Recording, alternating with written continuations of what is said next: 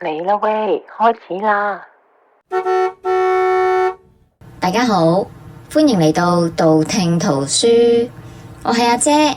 今日我會同大家分享一本好實用嘅書《情緒勒索》，作者係 Susan Forward。呢本書教我哋點樣識穿、應對同埋破解生活裏邊好多時見到嘅情緒操控，幫我哋保護自己，重建健康嘅人際關係。如果你都想知道點樣唔好再俾人情緒綁架，咁就記得聽到尾啦。咩係情緒勒索？簡單嚟講，就係有人用你嘅感情去控制你，明明唔想做，但又唔敢拒絕。作者提出一個好經典嘅公式，情緒勒索嘅模式通常都係：如果你唔點樣做，我就會點樣噶啦。例如，如果你唔陪我，我就會好唔開心；或者係如果你唔幫我，大家都會好麻煩。呢一種其實係一種威脅，但係用情感包裝起嚟，令人哋好難拒絕。你會發現情緒勒索通常會令你感到3種情緒，包括恐懼、義務、罪惡感，覺得內疚。英文縮寫就係 FOG，好似一團霧咁，令你睇唔清自己想點。呢啲情況通常出現喺一啲親密關係、家庭甚至職場上面。情緒勒索通常有4個階段。第一，對方提出要求；第二，你可能會拒絕或者猶豫；第三，佢會開始施壓，可能會冷戰、發脾氣，講一啲令你內疚嘅說話；第四，你頂唔順壓力，最後屈服妥協。例如父母會同你講：如果你唔聽話，我就會好失望。呢句說話聽落好溫柔，但其實係用緊你嘅內疚感去操控你。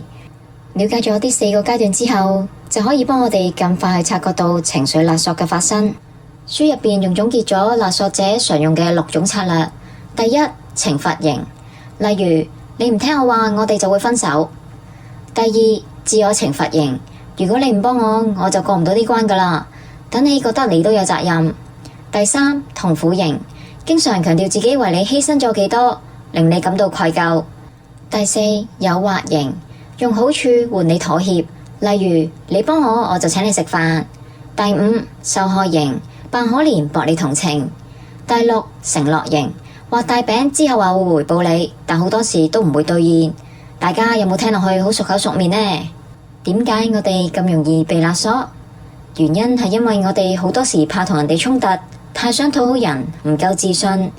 其次係同成長環境有關，例如細個嗰陣時，個個都教你要孝順、犧牲或者唔好拒絕人哋。勒索者又好識利用你嘅弱點，令你好難去 say no。書入邊亦都教我哋面對情緒勒索嘅時候點樣去應對佢。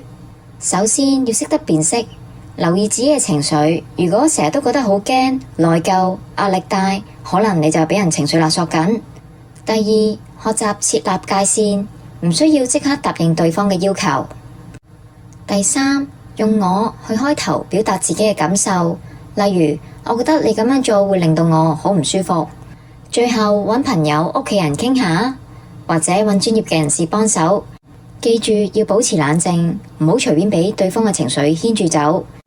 呢本書最大嘅核心價值係幫我哋理解情緒勒索嘅運作機制，令我哋更加有自信去設立自己嘅界線。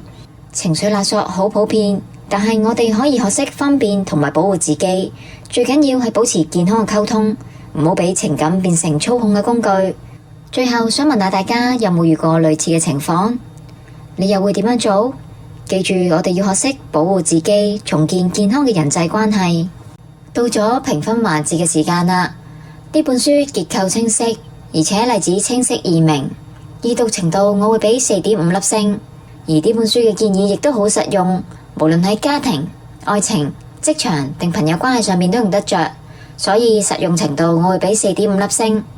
綜合圖書度我會俾4.5粒星。阿姐4.5星誠意推介情緒勒索。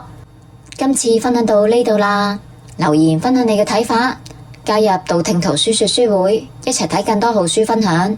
依家除咗 YouTube 頻道可以睇到影片分享外，大家仲可以喺 YouTube Music、Spotify 同埋 Apple 上面聽到道聽途書嘅 Podcast。如果你鍾意我分享，記得 Subscribe、Comment、Like、Share 同撳埋鐘仔啊！Stay tuned，下條片再見啦，拜拜。